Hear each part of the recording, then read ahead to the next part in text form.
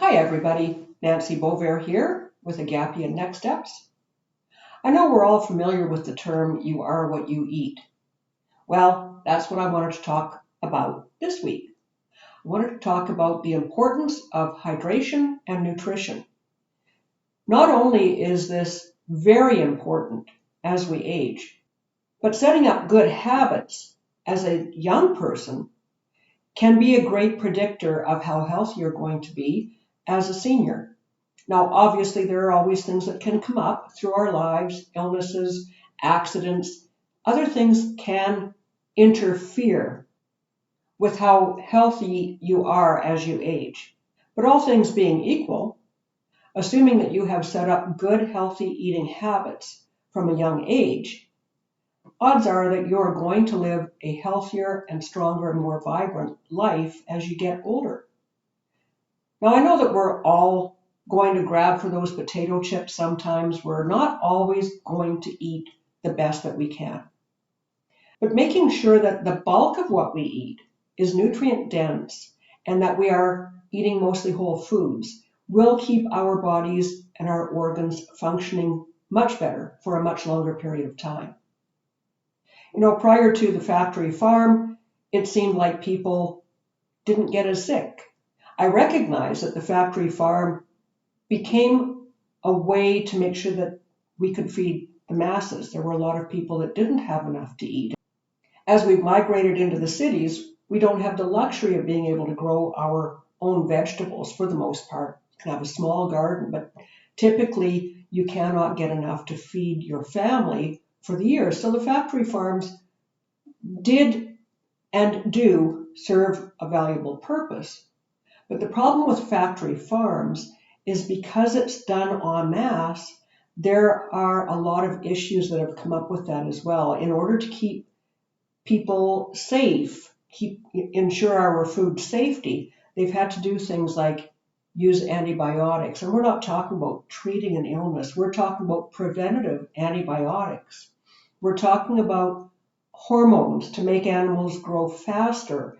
We're talking about putting animals in cages and confining them so that they don't get as much exercise, so that they can get the plumpness. So there's the ethical thing about how these animals are being treated. There's also the biological component of it, that what is contributing to our superbugs is the fact that we're ingesting these hormones and these antibiotics just because we're eating this meat that has been provided with this.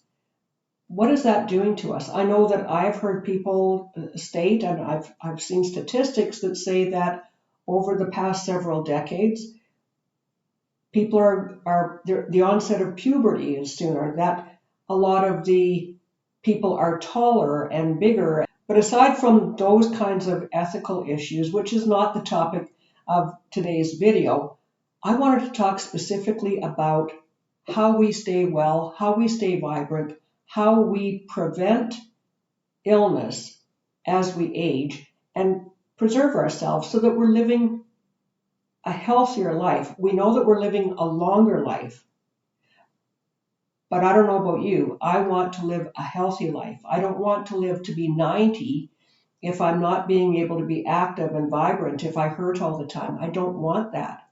And part of how to avoid that is watching what we are doing from a nutritional and hydration point. So a couple things that I do want to bring up here. First of all, get into the habit when you're young and sustain that throughout your life. That does not mean that you don't ever get to have a treat. That doesn't mean that you don't ever eat something that's not good for you. That's why it's called a treat, because it's not something you eat every day. But limit your saturated fats. Limit your processed foods. Limit any kind of fast foods. Those kinds of foods are extremely unhealthy and do have a very big toll on your body. It affects your heart. It can affect your kidneys because of the high salt content. Try to eat well. In a day and age that we have more and more conveniences available to us, things like air fryers, things like microwaves, I don't understand really why people aren't eating more at home. It honestly does not take that long to make a nutritionally dense meal and make enough for 2 or 3 meals. If you have a large family, maybe that can be difficult, but make a large portion and then you've got some leftovers that you can freeze or that you can have another day during the week. It might seem really convenient to just grab something on your way home or to order, skip the dishes, but honestly, you're not going to be doing your body any favor by doing that. The other thing that is really equally important is to make sure that you stay hydrated. We can live a long time without food, but we cannot live very long at all without water. Water forms the basis of our bodies, and in order to have our bodies function properly, we need to have that regulated water supply in there. It's responsible for our blood pressure. It's responsible for flushing toxins out of our system. So much of everything that we do is so dependent on water. An interesting fact is that as we age, our thirst mechanisms actually decline.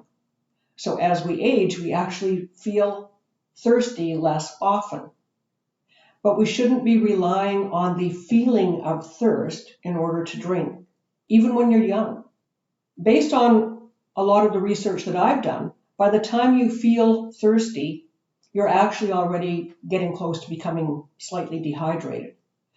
So you should be setting up healthy habits for drinking too, even if you don't feel thirsty.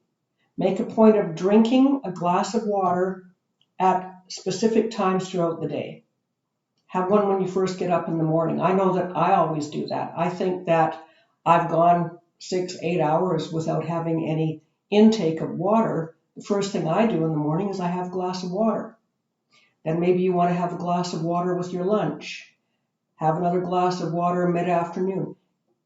Just set up these times whenever they work for you. Set up these times and make sure that you do have some water. Now, of course, we do get some fluid intake through our foods and through other beverages.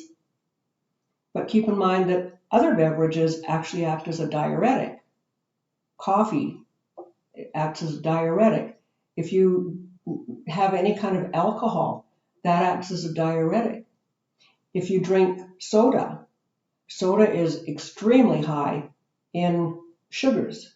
If you drink the diet sodas, it has a fake sugar. So it might not be sugar, but it is still a sweetener. And the jury is still out yet on some of the long-term effects of some of those sweeteners. Now, the thing is, too, that if you don't have proper nutrition, certain functions in your body are going to break down. That's an inevitable part of aging to begin with. Our organs don't function as efficiently or as effectively as they once did. Wear and tear starts to break them down.